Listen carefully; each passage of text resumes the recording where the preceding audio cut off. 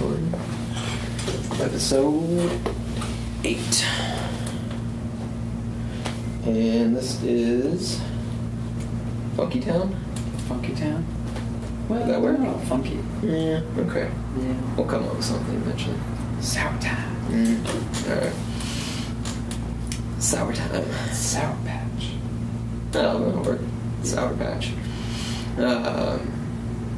3, 2, 1.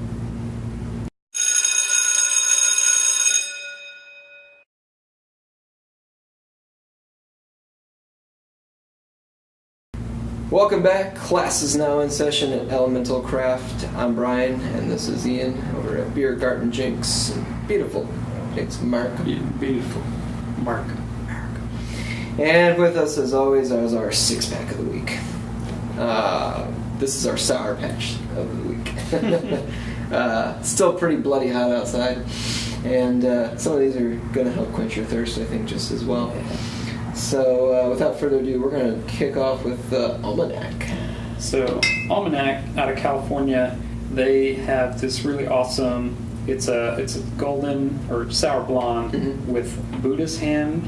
It's a citrus fruit. It's kind of funky looking. If you haven't ever seen one before, Google a picture of it. There you go. Blood oranges, Meyer lemons, yuzu, and aged in wine barrels. Nice. So this is like super clean, kind of citrusy, sour, great beer for the summer. A little more tart than those gozes we talked about. Yeah. But Excellent. Perfect for crushing. Yep, Almanac's pretty much known for a lot of those sour type beers, but very sought after, pretty new to this state as well. So Yeah, and not a bad price point. Right. Just about $10 or $11 per bottle. Yep. Moving on up, another local Prairie. Their Apricot Funk. This is really pretty good. They've done a cherry funk and I think a peach funk as well.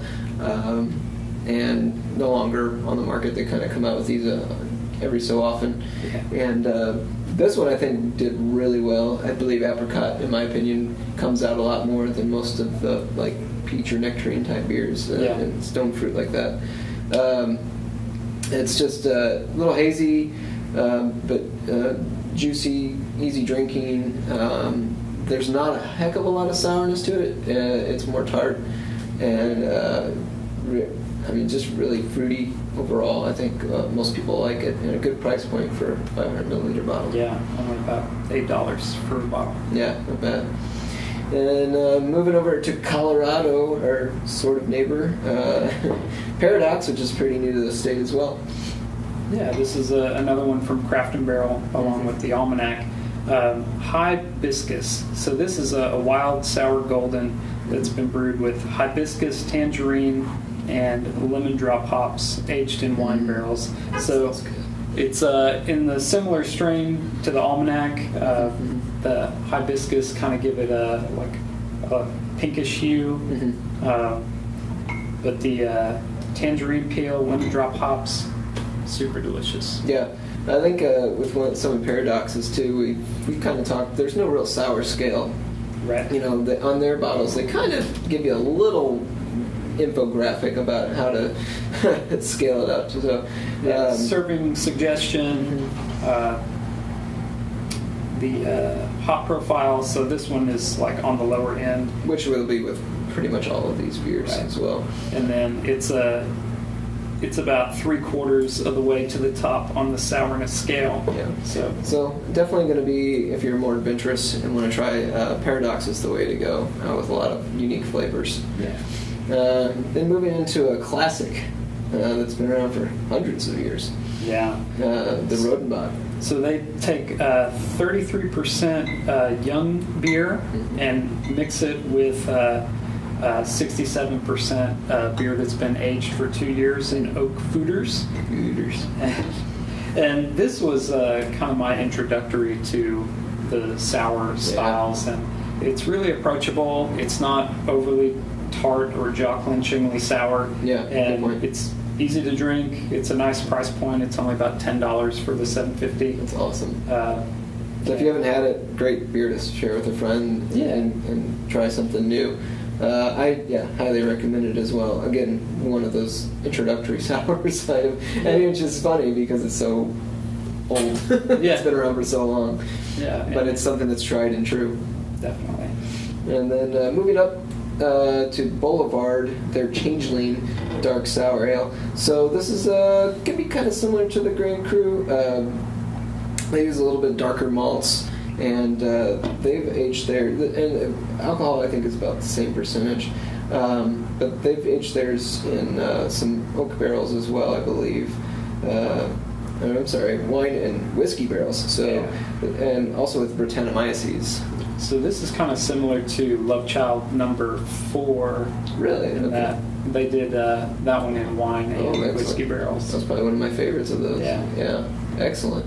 Well, yeah, and this again, for part of their smokestack series, I believe, and I think are doing more of these in 4-packs, but they've kind of gone back to Cork and Cage Bombers for some unique offerings. Yeah, some of the more unique beers are still in the Bombers. Mm-hmm. And then our last one, again from Craft and Barrel, is Kaman Knuddeln. Yeah, thank you. You say it better than I do. From Against the Grain, these guys do some wacky stuff. You saw last time with Rico Sabin. Yeah. And they call it a dark sour beer. It's also on the label as Kentucky Common. So Kentucky Common is kind of brewed on the same basis as a California Common or a steam beer, where beer's brewed without really any refrigeration involved at all, just because of the weather where you are at the time. They use lager yeast as opposed to ale yeast. Mm-hmm. And then back in the 1850s, when Kentucky was hot out and didn't really have refrigeration, it's like, hey, we need something. So it's going to be a little bit from a kind of amber brownish color with the caramel and black patent malts that they may sometimes add to it. But this one they've soured. Doesn't really say how or why, but it is a dark sour beer, tart, easy to drink, only 6.5%. So just something I think to kind of maybe ease you in a little bit to the sour beers as well. So that has been your 6-pack of the week. Again, our term for this week, Kentucky Common. Now you got a little more history in your head. So come on in and try a new 6-pack over here at Beer Garden Jinx.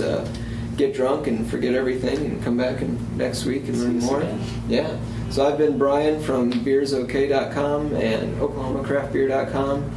Get on there and shop all our apparel, stickers, headwear, whatever. Or visit the blog, podcast, or watch these videos again. And you can find us on all the social media channels as well. And Ian, where can they find you here? So we're at 807 East 8th Street here in Jinx, just across the river from Riverside. You can find us on all the social media outlets, Facebook, Instagram, Twitter. We're also on Untappd. You can see our entire beer list, and if you follow us, you'll get an update anytime we add something new to the list. Excellent. Please do subscribe below and like the video. And if you comment with a theme or a word that we should use and we use it, we'll send you a piece of swag. So get on those interwebs and get communicating. From Brian and from Ian from Elemental Craft, you are dismissed.